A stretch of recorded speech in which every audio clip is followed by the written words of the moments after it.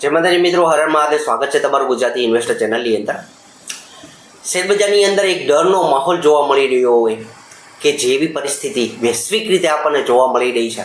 કારણ કે અમેરિકાનો વેનેઝુલા ઉપર હુમલો, ત્યારબાદ ઈરાન ઉપર પણ હુમલો કરી શકે એમ છે.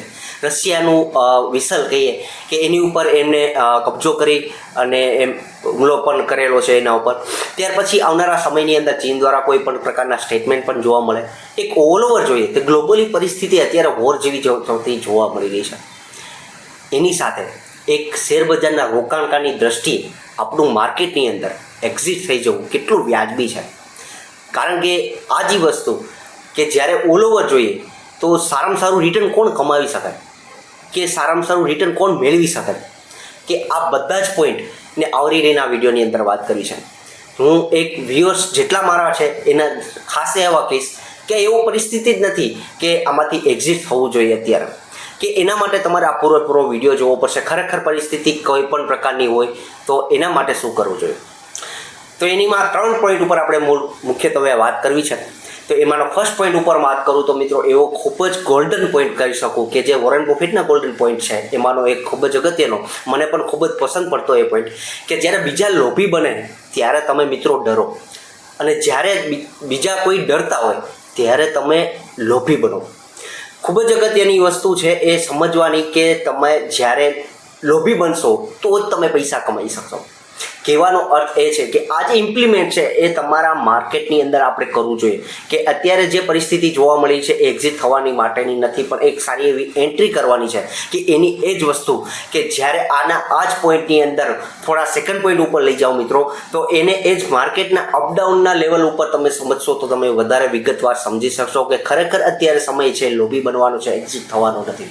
કારણ કે વિચારો કે અગાઉ પણ માર્કેટ પડેલું જ હશે, કે આપણે અત્યારે રોકાણકારીની દ્રષ્ટિએ અત્યારે છેલ્લા 1-2 વર્ષથી આ માર્કેટમાં આવેલા હોય તો અગાઉના છેલ્લા 20 વર્ષની અંદર 5-10 વર્ષની અંદર શું માર્કેટ નીચે નથી આવેલું?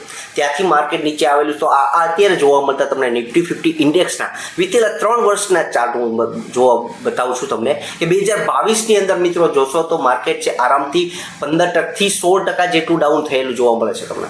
ત્યાર પછી એની જ પરિસ્થિતિ 2023માં કોઈ પણ કારણોસર 10% જેટલો ડાઉનફોલ તમને જોવા મળે છે. ત્યાર પછી ત્રીજા ચાર્ટની અંદર જોશો તો 2025ની અંદર પણ 15% જેટલું ડાઉનફોલ જોવા મળ્યું છે. કહેવાનો અર્થ એ છે કે 2024ની અંદર તેજીની અંદર હિસાબે એ ચાર્ટની અંદર આપણે વિગતવાર નથી લીધું, પણ આ 3 ચાર્ટની અંદર નિફ્ટી 50 ઇન્ડેક્સ ડાઉન થયેલું છે. નિફ્ટી 50નો ઇન્ડેક્સની અંદર 5-10% કરેક્શન, એટલે પોર્ટફોલિયોની અંદર 15-20% સ્મોલ કેપ મિડ કેપની અંદર કરેક્શન સમજવું જોઈએ.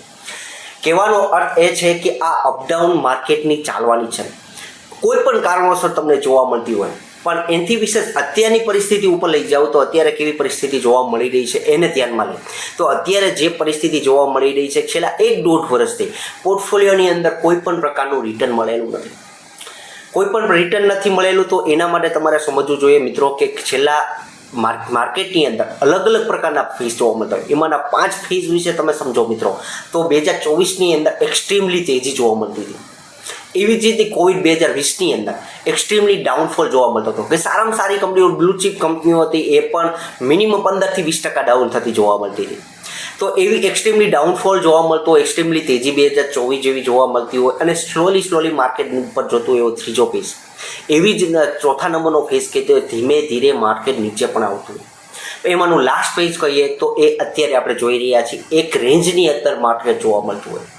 ત્યાર પછી એવા રેન્જની અંદર જે કંટાળાજનક બોરિંગ લાગતો એવો પોઈન્ટ હોય ત્યારે ખાસી એવી ધ્યાનમાં રાખવું જોઈએ. ત્યારે એ જ બોરિંગ પોઈન્ટ છે. આ 5 ફેઝની અંદર જ ખરાબનો ફેઝ હોય ને તો આ એક રેન્જમાં રહેતું ફેઝ હોય ને એ છે કે એમાંથી ખૂબ જ મોટી મિસ્ટેક આપણે કરતા હોઈએ ને તો એક જ વસ્તુ કે 6.25 કલાક તમારું માર્કેટ શરૂ હોય છે. ઓલ ઓવર આખા દિવસની 6.25 કલાકની અંદર ઓલ ઓવર આપણે માર્કેટ આપણા પોર્ટફોલિયોની અંદર દિવસની અંદર 10 થી 15 વખત જોતા હોય છે.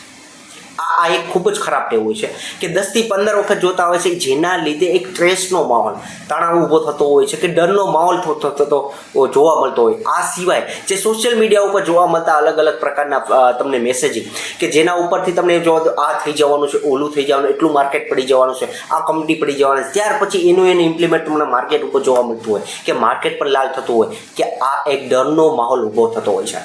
અને સારામાં સારી બ્લુ ચીપ કંપનીઓ જે અલગ અલગ ફેઝની અંદર તમે અગાઉ જોયેલું જોયેલું હશે કે નિફ્ટી 50 ઇન્ડેક્સની અંદર 3 અલગ અલગ વર્ષની અંદર તમને ડાઉનફોલ જોવા મળ્યો હતો. હવે આ ચાર્ટ જુઓ કે આ ચાર્ટની અંદર પણ મિત્રો તમે જોતા હશો કે એ જ ફેઝની અંદર એ જ વર્ષની અંદર એ કંપની પણ ડાઉન થયેલી હતી, પણ અત્યારે કેટલી અપમાં છે. કહેવાનો અર્થ એ છે કે એની અંદર 5 વર્ષની અંદર 2.5 ગણા પણ સારામાં સારું રિટર્ન મળેલું છે કે 2.5 ગણા જેટલા પૈસા થયેલા છે. આ એક બ્લુ ચીપ કંપનીનો ચાર્ટ છે મિત્રો. આની જગ્યાએ હું મિડકેપ કે સ્મોલ કેપ કંપનીનો ચાર્ટ પણ મૂકું તો એની અંદર 8 થી 9 ગણાનું રિટર્ન પણ તમને જોવા પડી શકે. કહેવાનો અર્થ એ છે કે એક્સ્ટ્રીમલી અત્યારે જે ફેઝ જોવા મળ્યો છે એને ધ્યાનમાં લઈ તમારો ટાઈમ પીરિયડ છે થોડોક લોંગ કરી નાખો. તમારો સમયગાળો છે, કારણ કે એક માર્કેટ એક રેન્જની અંદર કામ કરી રહ્યું છે, તો એની કરતાં બેસ્ટ વસ્તુ એ કરી કે તમારો ટાઈમ પીરિયડ છે થોડોક વધારી દો. એક્ઝિટ થવાની સહેજ પણ જરૂર નથી. કહેવાનો અર્થ એ છે હજી લાસ્ટ પોઈન્ટ ઉપર લઈ જાઉં મિત્રો તમને એક ખૂબ જ અગત્યનો કે આજ પછીના 6 મહિના કે 2 વર્ષ પછી પણ આ વિડીયો જોશો તો આ વિડીયોની અંદર આ પોઈન્ટ તમને ખૂબ જ કામ લાગશે. હવે એ પહેલાં આગળ વધુ એ પોઈન્ટ ઉપર તમને તો અત્યાર સુધીમાં આ વિડીયોની અંદર બન્યા રહ્યા છો મિત્રો, તો એક લાઇક આપજો, કોમેન્ટ કરજો કે આ વિડીયોથી ખરેખર તમને માહિતી મળી છે તો એને થેન્ક યુ લખીને એક મેસેજ મૂકજો જેથી કરી મને મોટિવેશન મળી રહે. હવે આ લાસ્ટ પોઈન્ટ ઉપર આવું તો એક તમારા મનને એક વસ્તુ ખાસ એવી પૂછો મિત્રો, જો તમે નવા છો તો વીતેલા ચાર્ટ પણ તમે જોઈ શકો છો અને એની ઉપરથી મને કહી શકો છો કે શું અગાઉ માર્કેટ નીચે નથી આવેલું, અને જો માર્કેટ અગાઉ પણ નીચે આવેલું છે તો શું માર્કેટ રિકવર થયેલું છે કે નહીં એ ચેક કરો. માર્કેટ ત્યાં સુધી નીચે રિકવર થયેલું છે. ટૂંકમાં કહેવાનો અર્થ એ છે કે કોવિડ પીરિયડ દરમિયાન પણ મિત્રો 8,000 સુધી નિફ્ટી આવેલી હતી, ત્યાંથી રિકવરી થઈને 26,000 પણ થયેલી છે. હવે 26,000 થી મિત્રો 25,000 આવે કે 24,000 આવે કે 22,000 આવે, તમારો એક ગોલ કેવો છે? કારણ કે આ એક એક્સ્ટ્રીમલી જે રીતનું ઘટાડો તમને જોવા મળતો હોય ને મિત્રો, એવી જ રીતનો એક્સ્ટ્રીમલી વધારો પણ જોવા મળે. અત્યારે નહીં પણ આવનારા સમયની અંદર જ્યારે પણ માર્કેટ જ્યારે રિકવર થશે તો એટલું ફાસ્ટ પણ રિકવર થશે. આ બધી જ વસ્તુ ધ્યાનમાં રાખો, કારણ કે જો તમે એવું વિચારતા હોય કે આ બધી વસ્તુ એક વાતો નહીં છે તો એ ખાલી વાત જ છે એમ, તો એક વસ્તુ ખાસ એવી ચેક કરો મિત્રો કે આપણા તો 5-10 લાખ 50 લાખ કે 1 કરોડ રૂપિયાનું રોકાણ હશે, જેને કરોડો અરબો રૂપિયાની સંપત્તિ પોતાનો બિઝનેસ જ આના ઉપર ડિપેન્ડ હોય એવી વ્યક્તિઓ અદાણી, અંબાણી, મિત્તલ, ગોદરેજ, આ સિવાય ઇલોન મસ્ક, બિરલા ગ્રુપ, આ તમામ ગ્રુપ ઇન્ડિયાના ખાલી ચેક કરો મિત્રો તો પણ જબરજસ્ત રોકાણ એ લોકોનું છે. તે એને કેટલી નુકસાની જતી હશે. જ્યારે વર્લ્ડના ટોપ 10ની અંદર કોઈ પણનું નામ આવતું ત્યાંથી નીચે આવી જતું હોય તો એમને કેટલું ટેન્શન હશે. કહેવાનો અર્થ એ છે આ બધાનું રોકાણ પણ આપણા શેર બજારની અંદર છે. સોશિયલ મીડિયામાં તમને જોવા મળતા તમામ મેસેજિંગને તમે વારંવાર ચેક કરતા હશો કે કયું નવું અપડેટ માર્કેટને લઈને આવ્યું છે. મિત્રો તમે શેર બજારમાં આવતા અપડેટથી ન વાકેફ થાવ, તમે એનાથી વાકેફ થાવ કે તમારા પોર્ટફોલિયોમાં રહેલી કંપનીઓની અંદર શું નવું અપડેટ આવી રહ્યું છે, જેથી કરીને તમને લોસ વધુ ના થાય. ધ્યાન રાખવાનું મિત્રો એ ઉપર છે કે તમને જે અત્યારે નવી કંપનીઓની અંદર રોકાણ છે કે તમે વર્ષોથી જે કંપનીની અંદર રોકાણ કરેલું છે, આવનારા સમયની અંદર ક્વાર્ટરલી જે રિઝલ્ટ જોવા મળવાના છે એ રિઝલ્ટ એ કંપનીના કેવા જોવા મળી શકે છે કે એની ઉપર ચેક કરો કે જેથી કરીને તમને ક્વાર્ટરલી આવતા રિઝલ્ટથી તમને વાકેફ થશો કે ખરેખર માર્કેટ ડાઉન થશે તો મારો શેર છે એ મને રિકવરી કરી દેશે કે નહીં. આ વસ્તુ ચેક કરવાની જરૂર છે. શેર બજારની અંદર માર્કેટ કેટલું નીચે આવશે એ ચેક કરવાની જરૂર નથી. અને બીજી વસ્તુ લાસ્ટ પોઈન્ટ ખૂબ જ અગત્યનો એક વસ્તુ ધ્યાને દોજો, એક્ઝિટ ના થતા મિત્રો, એક્ઝિટ થવાની જરૂર નથી. તમારે સારા એવી કંપનીની અંદર તમારે રોકાણ કરેલું છે તો 100% તમને રિકવરી મળશે. માર્કેટ ગમે એટલું ડાઉન આવે કે ખરાબ એવી જેવા તમને સોશિયલ મીડિયામાં અલગ અલગ મીડિયાની અંદર આપણે મેસેજિંગ જોવા મળતા હોય, પણ આ વસ્તુ એક ખાસી એવી ધ્યાને દોજો. એક વસ્તુ ખાસી એવી ચેક કરો કે અત્યારે જે ફેઝ જોવા મળી રહ્યો છે એટલો ફેઝ હવે આવનારા સમયની અંદર છે કેટલો જોવાનો છે એ ખાસી એવી જો, અને તમારો ટાઈમ પીરિયડ છે એ થોડો એવો લોંગ કરો, કારણ કે શોર્ટ ટર્મની અંદર જે રીતનું માર્કેટ એક રેન્જમાં કામ કરી રહ્યું છે તો તમને રિટર્ન પણ ના મળે. આ 5 ફેઝ સમજ્યા પછી તમને ખ્યાલ આવી ગયો હશે કે અલગ અલગ ફેઝ આપણા માર્કેટની અંદર જોવા મળતા હોય એમ કંપનીઓના પણ જોવા મળતા હોય.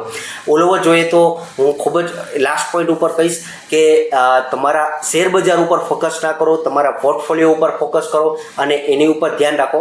સારું એવું રિટર્ન પણ કમાશો, પણ સારી કંપની ફંડામેન્ટલ સ્ટ્રોંગ કંપની ઉપર રોકાણ કરેલું હશે તો અને તો જ. વિડીયોના અંત સુધી બન્યા રહ્યો છો. ખૂબ ખૂબ આભાર. Thank you.